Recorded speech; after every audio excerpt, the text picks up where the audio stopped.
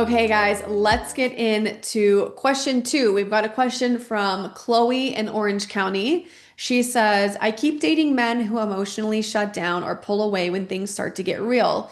Intellectually, I know this is tied to my abandonment wound and maybe even what I saw in my parents' relationship, but it's so hard to break the pattern in the moment. How do I stop attracting the same kind of relationship dynamic over and over again? And how do I know if it's me needing to heal or if I'm just choosing the wrong partners? Girl, welcome to a community of people who are feeling the same way as you. I can't obviously share what my clients are going through, but this is a really big one, especially in 2025. I feel like most of my female clients, I've been helping them with romantic relationships. I don't know what it is about this year, but maybe with all the endings and the beginnings and things that are happening, like we're ready for love, but we're ready for like real love in the community. And I also walked this very similar path when I got divorced in 2020. Oh my gosh, when did I get divorced? 2018. And I feel like I really got my feet wet in this arena. So we're just gonna dive right in. So what I'm hearing you ask is, I keep dating men who emotionally shut down. How do I stop attracting this? Do you need to heal something, or are you just picking the wrong partners? So I want to like normalize the struggle for a second. This is really common, and we will often unconsciously repeat what feels familiar for us, even if it's connected to something painful from the past. And just like we addressed in question one with Anonymous, many truths can exist at once. And so, what I'm really feeling into in this question is it's less about the people that you're picking. I'm actually more curious about if you've ever explored having an abandonment wound of any kind, or if you've ever thought about or wrestled with emotional neglect. Because I feel like that wound, that abandonment wound, is showing up in two different ways.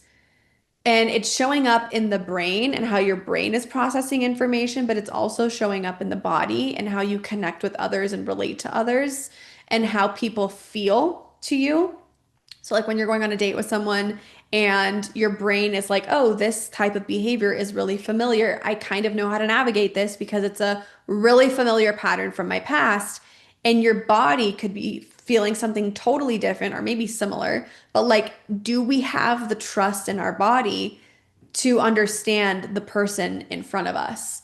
And so, patterns of abandonment will often live in the body and in the nervous system, but will rely on the logic because what trauma does is it separates our brain from our bodies. So we stop trusting how we feel and we start trying to like psychoanalyze everything. And so and this is coming up too. I actually want to like go into this deeper. And I wish you were on a live call because I would love to hear your response to this. Why do you feel you need to prove your worth, most importantly? And that's really common with abandonment wounds.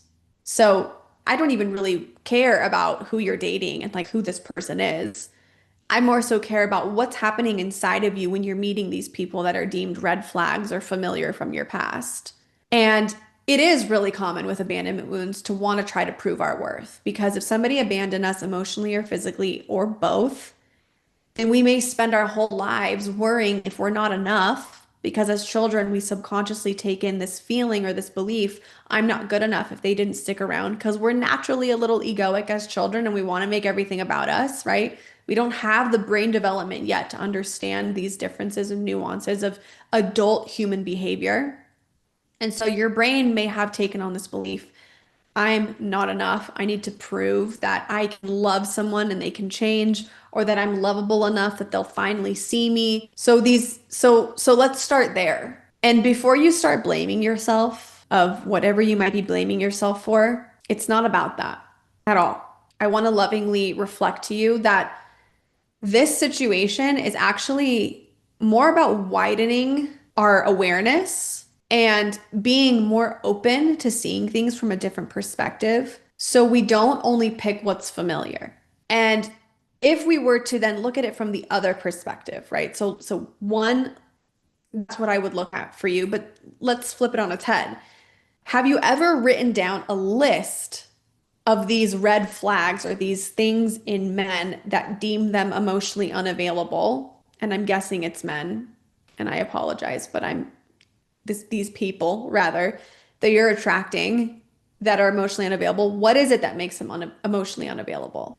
And is it that when you go on a date with them, and I can literally see this in my intuition, so I'm curious if you've been in this exact situation, if you're on the date with them and you're sitting at a restaurant and you're like, oh my God, this is what happened in my day, and I really want to tell you about it. And oh my God, my friend said this, and it was so funny. Like you're looking for that connection. And if they're just either scrolling on their phone or they're not locked in with their eyes or their energy, you can't feel them with you. And if you do resonate with the need to prove yourself and the abandonment wound, then you might try harder to prove I'm lovable. I'm lovable. Just see me. Please see me.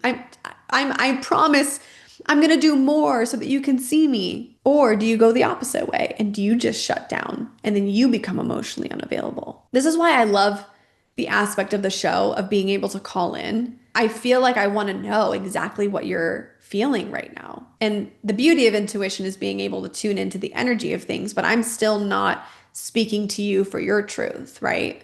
And it's really interesting. I'll share this with you as kind of just, it's coming up, so I'm going to say it.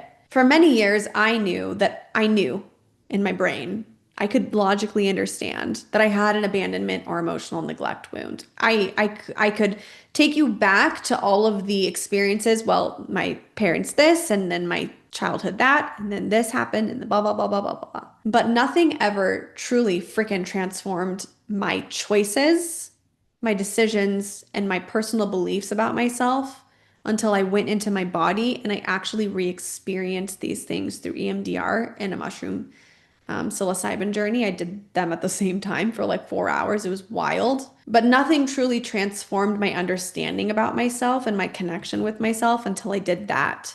And although I wasn't going in because of romantic relationships, I was going in for other things. I started to see my life change and shift ever so slightly because of the awareness I had of going back into those experiences.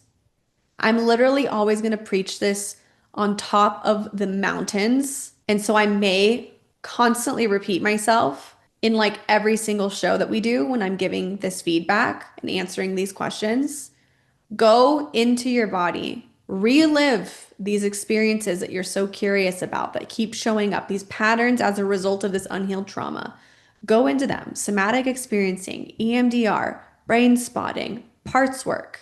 You know, it's really interesting too because people will come to me for family constellation therapy and they'll want to work on the same thing over and over again. And if I see it show up more than like 2 or 3 times and we're still not getting anywhere, I literally will tell my clients, please do not book another session with me until you go into the body and re-experience this. We've done all we can on a quantum and on an ancestral level. We could keep threading the loop over and over and over. We could keep going for days.